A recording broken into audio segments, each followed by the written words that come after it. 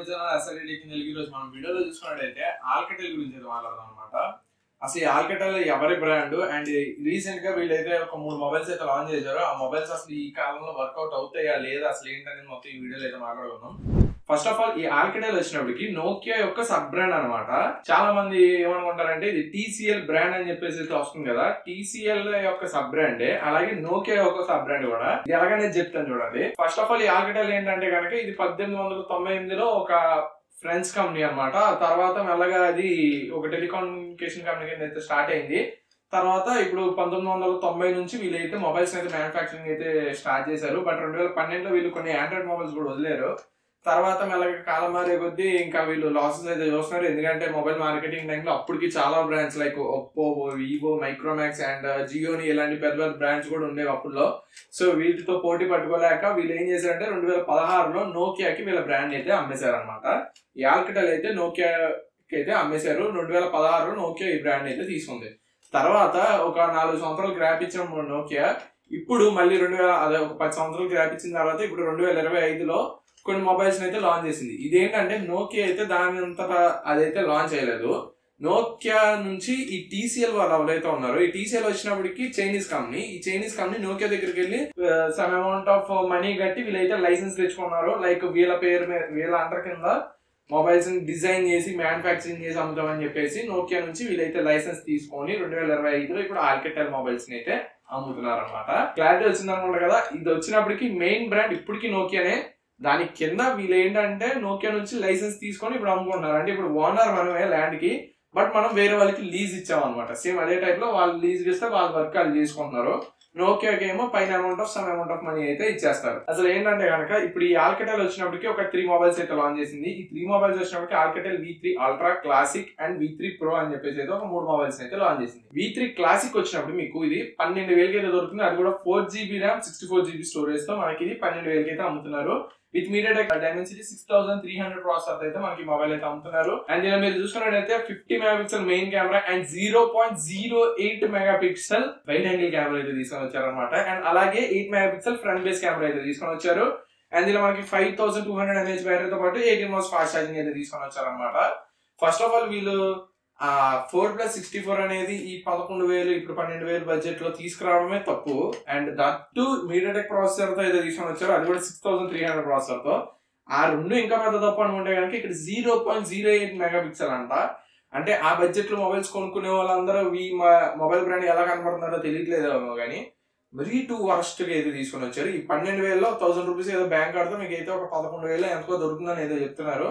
11,000 కాదు కదా, ఇదే మొబైల్ మీకు 7,000 8,000 వచ్చినా కానీ వేస్తే అదే బడ్జెట్ లో మనం 50,000 డిస్ప్లేస్ గురించి ఆలోచిస్తుంటే వీళ్ళు 20,000లో కూడా HD+ డిస్ప్లే తీసుకొని వచ్చారనమాట. సో వాటి గురించి కూడా మాట్లాడదాం. ఇది క్లాసిక్ వచ్చినప్పటికి ఈ మెయిన్ పిల్లర్స్ సరిగ్గా లేవు, ఇంకా ఎక్స్ట్రా ఫీచర్స్ గురించి పట్టించుకోవడం వేస్ట్. సో ఈ మెయిన్ పిల్లర్స్ సరిగ్గా లేనప్పుడు ఈ మొబైల్స్ అయితే అసలు కొనక్కర్లేదు, పక్కన పడేయండి.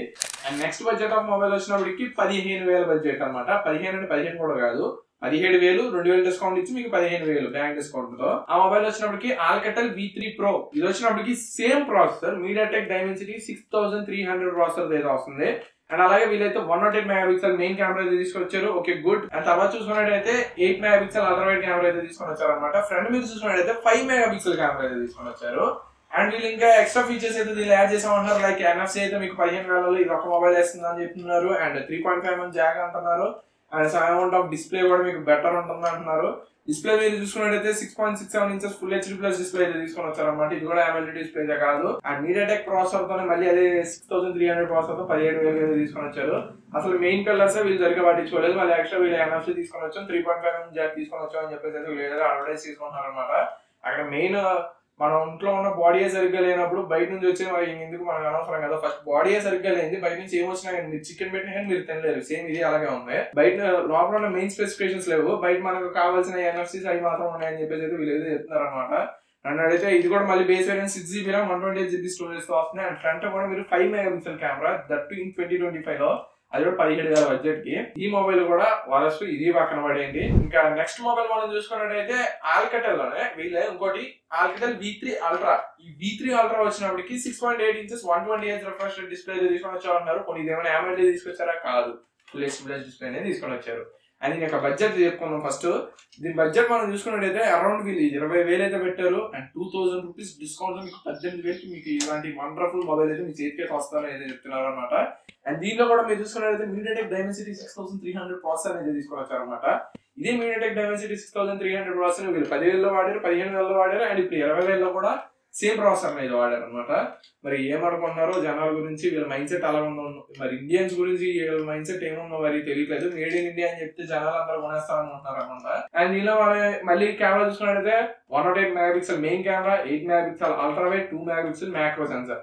ఫస్ట్ టైం ఈ లైన్అప్ కెమెరా లైన్అప్ ఏదైతే ఉందో ఆన్ పేపర్ స్పెసిఫికేషన్ పరంగా అది కూడా మెగా పిక్సెల్స్ పరంగా అయితే పర్లేదు. మళ్ళీ సెన్సార్స్ వచ్చినప్పటికి డమ్మీ బుస్ సెన్సర్స్, ఏ సెన్సర్స్ అన్నది కూడా లేదు. ఏమంటే GKH some amount of sensor అని చెప్తున్నారు. సో సెన్సర్స్ కూడా పక్కన పడండి. అండ్ ఫ్రంట్ మనం చూసుకున్నట్టయితే 32 మెగాపిక్సెల్ కెమెరా అయితే తీసుకొని వచ్చారు. One of the good thing 20,000లో ఏ మొబైల్ బ్రాండ్ కూడా 32 మెగాపిక్సెల్ అంత తొందరగా ఇవ్వట్లేదు. ఇచ్చినా కానీ మిగతా ఫీచర్స్ బాగోట్లేదు సేమ్ దీనిలాగే. బట్ 32 మెగాపిక్సెల్ వీళ్ళైతే ఇంక ఈ బడ్జెట్ లో ఇస్తామని చెప్తున్నారు. అండ్ IP54 వాటర్ రెసిస్టెంట్ అయితే తీసుకొని వస్తున్నారు. అండ్ దీనిలో మీరు చూసుకున్నట్టయితే ఇంకా ఎక్స్ట్రా ఫీచర్ వచ్చినప్పుడు one of the wonderful feature stylus అయితే తీసుకొని వచ్చారు. నన్ను అడిగితే ఇది మొత్తం ఈ V3 అల్ట్రా ఏదైతే ఉందో మోటో H60 స్టైలెస్ వాళ్ళు ఏదైతే బ్రాండింగ్ అదే ఒక పొల్ల తీసుకొని ఈ సిమ్ NFC ఈ రెండు చూపించుకొని తీసుకొని వచ్చారు కదా 22,000 బడ్జెట్ మీకు ఏది ఈ సిమ్ ఇవ్వదని చెప్పేసి సేమ్ అదే బ్రాండ్ స్ట్రాటజీని ఈ V3 అల్ట్రాలో యూజ్ చేసి ప్రాసెసర్ అయితే అసలు అనవసరం ఉంది, అది ఇంకా అనవసరం ఉంది. దానికన్నా వరస్ట్ తీసుకొని వచ్చారు. మోటోలే ప్రాసెసర్ అది యావరేజ్ ప్రాసెసర్ తీసుకొచ్చారు అంటే వీళ్ళైతే ఇంకా దరిద్రమైన ప్రాసెసర్ తీసుకొని వచ్చారు అనమాట. ఈ మీడియాటెక్ డైమెన్సిటీ 6300 ప్రాసెసర్ తీసుకుని వచ్చారు. అది పక్కన పడేయండి. అది స్టైలెస్ అంటున్నారు. ఈ స్టైలెస్ కూడా నాకు తెలిసి ఇన్బుల్డ్ స్టైలెస్ కాదు. మోటో వాళ్ళు లాంచ్ చేసిన తర్వాత వీళ్ళు నాకు తెలిసి ఏదో యాడ్ చేస్తే జనాలు అది కొన్నారు కదా సేమ్ ఇది కూడా కొంటారని చెప్పేసి వీళ్ళు తీసుకొని వచ్చినట్టు ఉన్నారు. మరి వీళ్ళ దగ్గర సర్వీస్ సెంటర్స్ లేవు, ఏమీ లేవు. అండ్ ఏమీ లేకుండా ఈ స్పెసిఫికేషన్స్ ఈ ప్రైస్ లో లాంచ్ చేయడం అనేది one of the worst thing. ఇంక ఈ మొబైల్ గురించి అంత తక్కువ మాట్లాడుకుంటే అంత మంచిది. సో కాల్కటైల్ వచ్చినప్పటికి మళ్ళీ ఇంటికి సర్దిరేయాల్సిన అవసరం అయితే వచ్చింది అనమాట. మళ్ళీ వీళ్ళైతే ఈ నెలలోనే ఒక మొబైల్ అయితే లాంచ్ చేస్తామంటున్నారు. అదే NXTQ అని చెప్పేసి అమౌంట్ ఆఫ్ అడ్వర్టైజింగ్ అయితే చేస్తాం ఫ్లిప్కార్ట్ లోనే. మే 12వ తారీఖు నుంచి స్టార్ట్ చేశారనమాట అడ్వర్టైజింగ్. ఆ మొబైల్ అయినా తిన్నంగా ఒక మంచి ప్రైస్ పాయింట్ ఆఫ్ వ్యూలో తీసుకొని వస్తే ఇంకా మార్కెట్ లో ఏమైనా కొంచెమైనా ఆశ ఉంటది. లేదంటే కనుక ఇలాగే తీసుకొని వస్తే కనుక ఈ ఆల్కటెల్ కూడా మళ్ళీ వెనక్కి వెళ్ళిపోతుంది. దీని గురించి మీరేమనుకున్నారో ఒకసారి కామెంట్ సెక్షన్ లో అయితే తెలియజేయండి. మేడ్ ఇన్ ఇండియా అని ఉంటే ఇండియన్స్ ఏ మొబైల్ అయినా కొంటారా లేదా అనే దాని మీద కూడా మీ అభిప్రాయం అయితే కామెంట్ సెక్షన్ తెలియజేయండి. మొబైల్స్ అదే మైండ్ సెట్ ఆఫ్ లో అయితే తీసుకొని వస్తున్నారు అనమాట. డిఫరెంట్ వీడియోస్ ఒకవేళ ఈ వీడియో కనుక నచ్చినట్లయితే ప్లీజ్ మా ఛానల్ అయితే సబ్స్క్రైబ్ చేసుకుని అలాగే మీ అభిప్రాయం కామెంట్ సెక్షన్ అయితే తెలియజేయండి. This is Sriram signing off. Thank you, bye by.